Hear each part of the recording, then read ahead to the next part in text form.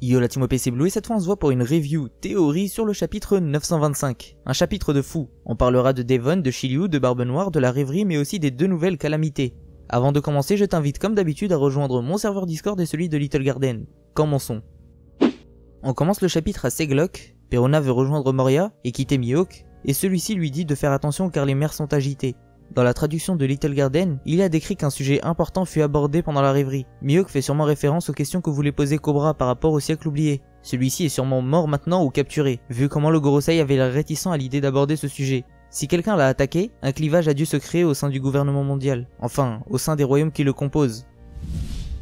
De plus, on apprend plus loin dans le chapitre que, pendant ces 4 jours, les révolutionnaires et les deux amiraux se sont affrontés. Le climat de tension actuel a l'air d'inquiéter Mihawk pour Perona. Lui, il n'en a pas grand chose à faire, j'ai l'impression. Probablement parce qu'il fait partie du top 3 des hommes les plus puissants du monde. Il sirote son thé et a l'air complètement serein, mais il sait qu'il peut être attaqué. C'est pour ça qu'il dit à Perona qu'il serait judicieux de partir, car en cas d'attaque elle pourrait subir des dommages collatéraux, et surtout parce que c'est difficile de se battre tout en protégeant quelqu'un. C'est ça qui a fait défaut à Ace.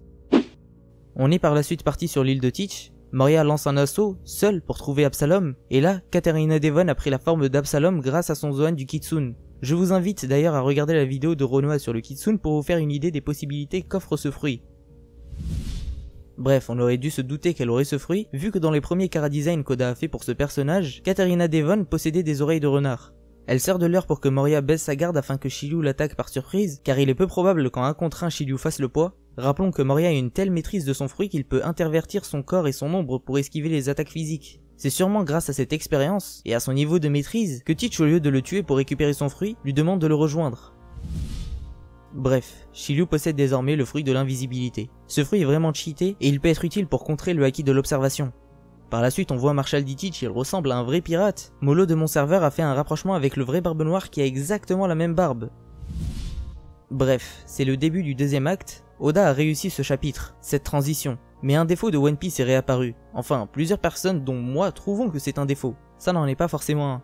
Oda a skippé l'entrée des révolutionnaires, et en a juste parlé à travers 2 phrases. L'événement est d'un coup moins impactant pour nous lecteurs. Si Oda avait raconté Marineford en 2 lignes à travers les journaux, on n'aurait pas autant été marqué par cet arc. On est marqué parce qu'on l'a vu. On a vu la mort de Newgate, on a vu la mort de Ace, on a vu les combats. Je trouve ça dommage de ne pas montrer les gros événements qui n'impliquent pas les Mugiwara, et rester focalisé sur eux. Comme l'attaque de Baltigo, le combat Akainu Kuzan ou le combat de Magellan qui a causé ses blessures. Et bien d'autres encore. Mais Oda nous a habitués à ça, donc c'est pour ça que je dis que c'est un défaut sans l'être. Par rapport aux 2 nouvelles calamités, King et Queen, les deux sont des Okanban tout comme Jack, donc celui-ci n'a pas été rétrogradé, il est toujours une calamité de Kaido. Le fait qu'il se fasse sermonner par ces deux-là, qu'il considère comme étant ses grands frères, lui sera sûrement utile pour se surpasser lors des prochains combats. On voit les 3 discuter, et King dit à Jack, maintenant que Doflamingo n'est plus là, est-ce que Jack sait avec qui ils vont devoir faire affaire? Il s'agit sûrement de Teach, mais ils n'en ont pas parlé, enfin ils ne l'ont pas cité. King qualifie Queen d'idiot, Queen qualifie King de déchet, et poursuit en qualifiant Jack de faiblard. J'ai l'impression que leur relation à tous les 3, enfin surtout à tous les 2, est similaire à la relation entre Sanji et Zoro. C'est de l'irrespect mais pas totalement, c'est juste leur façon d'être, le fait qu'ils soient plus ou moins en concurrence tous les 3 qui fait ça. Bref, King a énormément de flow, et Queen, pas trop. Il ne m'inspire pas grand chose. Mais par contre, le chara-design de King nous a permis à moi et à plusieurs membres de mon serveur d'établir une théorie sur lui et son fruit. Tout d'abord parlons de sa tenue et de sa carrure. Elles font vraiment penser à Magellan. De plus, sur son col, il a le même emblème, le même symbole, le même logo que Shiryu. Celui-ci montre sûrement leur lien avec Impel Down. D'autres personnages ont déjà cet emblème, par exemple les Blue Gory mais aussi Saldes. Magellan est devenu directeur il y a 22 ans. On n'a jamais vu son prédécesseur qui a quitté son poste il y a 22 ans, à l'évasion de Shiki. Lors de cette évasion, Magellan n'était encore qu'un vice-directeur. Cet homme qui a quitté son poste pourrait être King. D'un point de vue temporel, ça pourrait correspondre. Ça lui aurait laissé 2 ans pour rejoindre l'équipage de Kaido, et être avec lui pour l'assaut de Wano il y a 20 ans. Donc ça peut correspondre.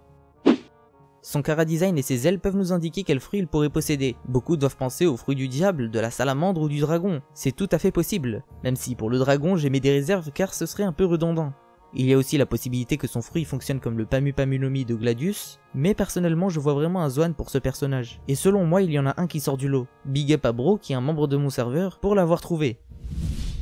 C'est Light Varos. C'est une créature qui a vu son mythe naître au Moyen-Âge, en Europe de l'Est. Cette créature est au croisement entre un dragon et un oiseau noir, certains disent un coq noir. Le coq noir est souvent associé au diable et aux enfers.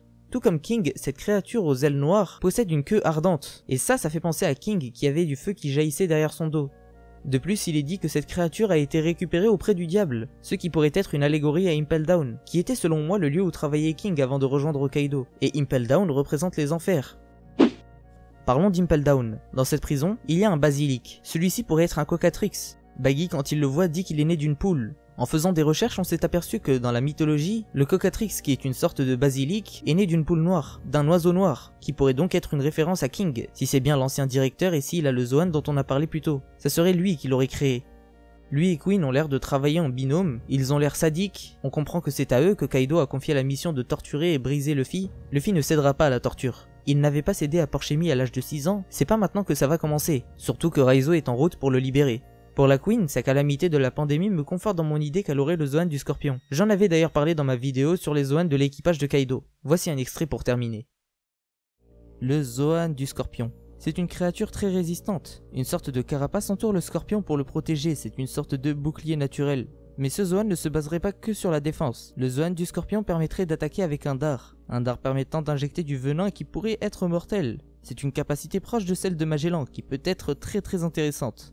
Cet animal a été intégré à Alabasta, on l'a revu avant l'ellipse à Impel Down et après l'ellipse sur les navires de l'équipage de Kaido. Celui de Jack avait en figure de proue un mammouth, qui est l'animal qu'il représente. Mais les autres qui l'entouraient avaient comme figure de proue des scorpions. Peut-être que cet animal représente le fruit de Kaido ou d'une calamité ou même peut-être d'un membre important de l'équipage.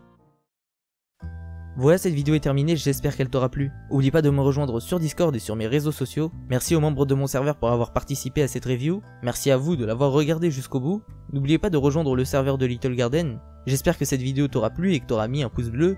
Ciao la team. Et oubliez pas, le One Piece existe.